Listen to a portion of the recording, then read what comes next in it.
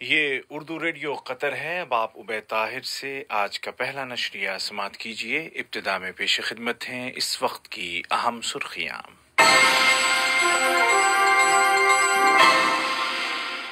صاحب سمو امیر شیخ تمیم بن حمد آل ثانی نے لبنان اور لبنانی عوام کی سپورٹ اور مدد کے لیے بلائی گئی بین الاقوامی کانفرنس میں شرکت کی۔ یہ ورچوئل کانفرنس پیرس میں منعقد ہوئی۔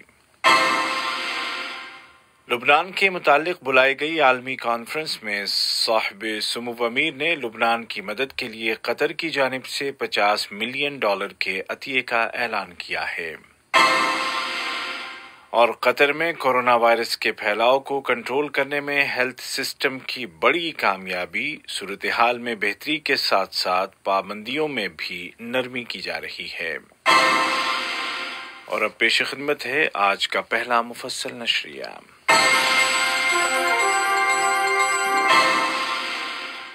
بسم اللہ الرحمن الرحیم۔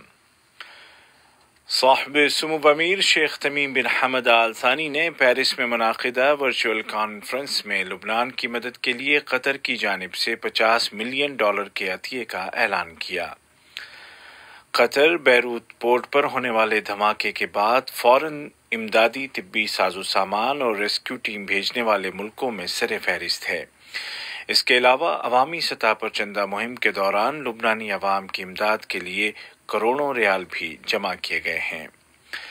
پیرس میں لبنان اور لبنانی عوام کی سپورٹ اور امداد کے لیے منعقدہ عالمی کانفرنس سے خطاب کرتے ہوئے صاحب سمو امیر نے کہا کہ آئندہ دنوں کے دوران قطر بیروت کی باز آبادکاری کے لیے تیار کیے جانے والے پروگراموں میں اپنی شرکت کا اعلان کرے گا۔ صاحب سمو امیر نے قطر کی جانب سے لبنانی عوام کی فوری مدد کے لیے بھیجے گئے 2 فیلڈ اسپتالوں اور بچاؤ اور راحت کا کام کرنے والے بین الاقوامی تربیت یافتہ قطری دستے کا بھی تذکرہ کیا، جو بحسن و خوبی بیروت میں اپنی ذمہ داریاں پوری کر رہا ہے۔ قطر کے علاوہ دنیا کے متعدد ملکوں نے لبنان کے لیے امدادی ساز و سامان بھیجا ہے اور دنیا کوشش کر رہی ہے کہ بیروت کو دوبارہ اس کے قدموں پر کھڑا کیا جا سکے۔ دوسری جانب یہاں قطر میں عوامی سطح پر چلائی گئی چندہ مہم کے دوران 9 کروڑ 40 لاکھ ریال سے زیادہ کا چندہ جمع کیا گیا ہے۔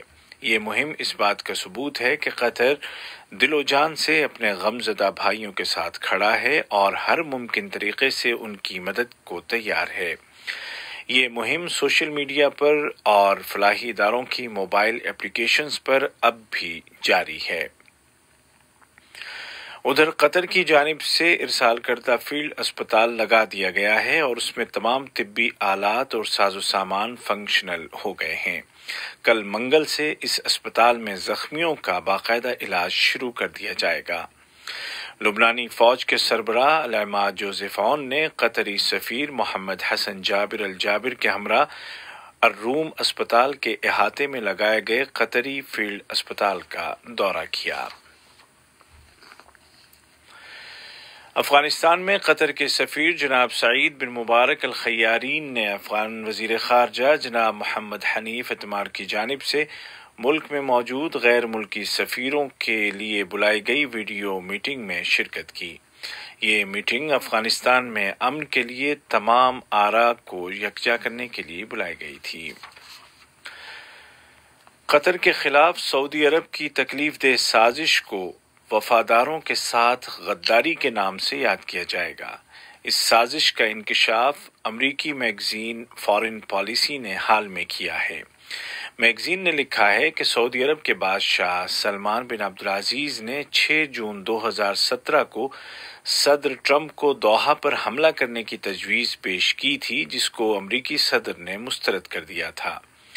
یہ وہ وقت تھا جب قطری فوج کے سپاہی سعودی عرب کی حفاظت کے لیے اس کی سرحدوں پر تعینات تھے اور اپنا خون بہا رہے تھے۔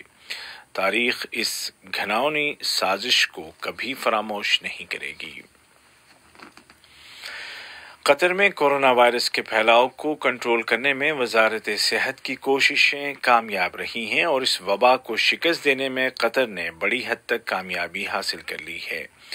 وزارت صحت عامہ نے کل 297 نئے کیسز کا اعلان کیا، جبکہ گزشتہ 24 گھنٹوں میں مزید 271 کنفرمڈ پیشنٹس کی صحتیابی کے بعد ملک میں ریکور ہونے والوں کی کل تعداد 1,09,709 ہو گئی ہے۔ وزارتی بیان کے مطابق اس دوران 2 افراد کی وفات ہو گئی۔ کورونا وائرس کے پیش نظر قطر میں لگائی گئی پابندیوں کو اٹھانے کا تیسرا مرحلہ جاری ہے اور زندگی آہستہ آہستہ معمول کی جانب لوٹ رہی ہے۔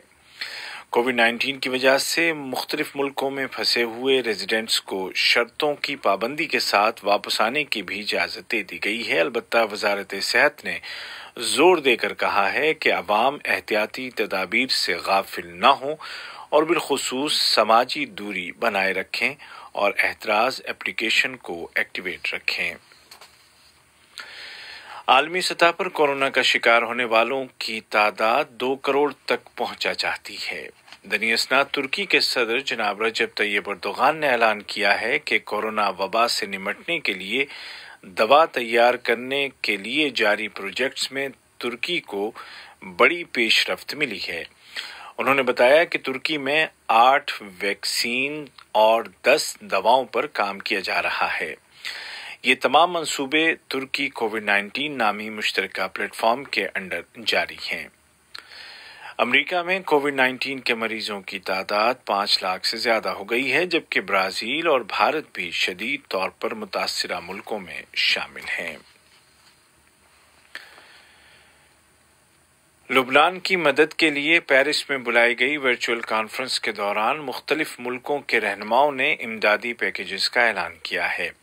اس عالمی کانفرنس کی فرانس اور اقوام متحدہ نے مشترکہ طور پر میزبانی کی، جس میں 36 ملکوں اور عالمی اداروں کے نمائندوں نے شرکت کی۔ اس کانفرنس کا مقصد بیروت پورٹ کے دھماکے سے ہونے والے نقصان سے ابھرنے میں لبنان کی مدد کے لیے چندہ جمع کرنا تھا۔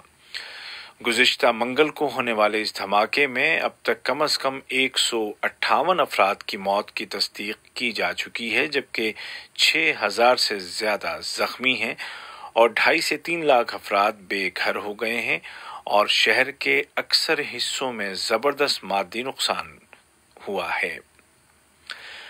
دوسری جانب لبنانی عوام بیروت میں مظاہرہ کر رہے ہیں اور مظاہرین اور سیکورٹی فورسز کے درمیان پارلیمنٹ کے اطراف میں تصادم بھی ہوا ہے۔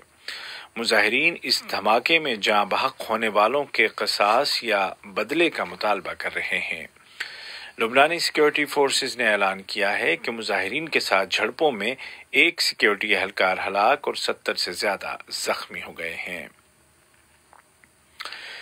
اسی دوران میں لبنانی حکومت کے وزیر ماحولیات اور انتظامی ترقی دمیانوس قنطار اور وزیر اطلاعات محترمہ منال عبدالصمد نے اپنے عہدوں سے استعفیٰ دے دیا ہے اور پارلیمانی ممبر مشال معوض نے بھی پارلیمنٹ کی اپنی نشست چھوڑنے کا اعلان کر دیا ہے۔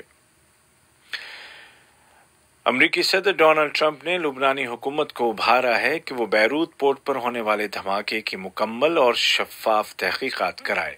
وائٹ ہاؤس نے ایک بیان میں کہا کہ صدر ٹرمپ نے لبنانی عوام کی مدد جاری رکھنے کی امریکی خواہش اور آمادگی کو دہرایا ہے۔ یہ خبریں آپ اردو ریڈیو قطر سے سن رہے ہیں۔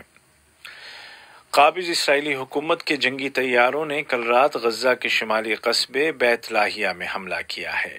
خبروں کے مطابق حملے والی جگہ کو مادی نقصان پہنچا ہے، لیکن کسی کے ہلاک یا زخمی ہونے کی اطلاع نہیں ملی۔ دریائے نیل پر تعمیر کیے گئے متنازع بند النہضہ کے متعلق تازہ خبر یہ ہے کہ ایتھوپیا نے امریکی دباؤ کو مسترد کرنے اور مذاکرات کو دوبارہ شروع کرنے کا اعلان کیا ہے۔ ایتھوپیا کی وزارت خارجہ نے اعلان کیا کہ اس بارے میں مصر اور سوڈان کے ساتھ کل سے مذاکرات دوبارہ شروع کیے جا رہے ہیں۔ بیان میں مزید کہا گیا ہے کہ امریکہ کی جانب سے ایتھوپیا کے ساتھ تعلقات ختم کرنے سے اس پر کوئی اثر نہیں پڑے گا۔ اور بھارت میں حالیہ دنوں میں شدید بارشوں کے نتیجے میں زبردست جانی اور مالی نقصان ہوا ہے۔ بھارتی حکومت نے اعلان کیا ہے کہ ملک کے جنوب مغربی علاقوں میں ہونے والے ان موسلادھار بارشوں کے بعد زمین دھنسنے کے ایک واقعے میں مرنے والوں کی تعداد بڑھ کر 43 ہو گئی ہے۔ حکام کے مطابق خدشہ ہے کہ تقریباً 24 افراد اب بھی وہاں پھنسے ہوئے ہیں۔ آج کا پہلا نشریہ ختم ہونے سے قبل اس وقت کی اہم سرخیاں ایک مرتبہ پھر سن لیجیے۔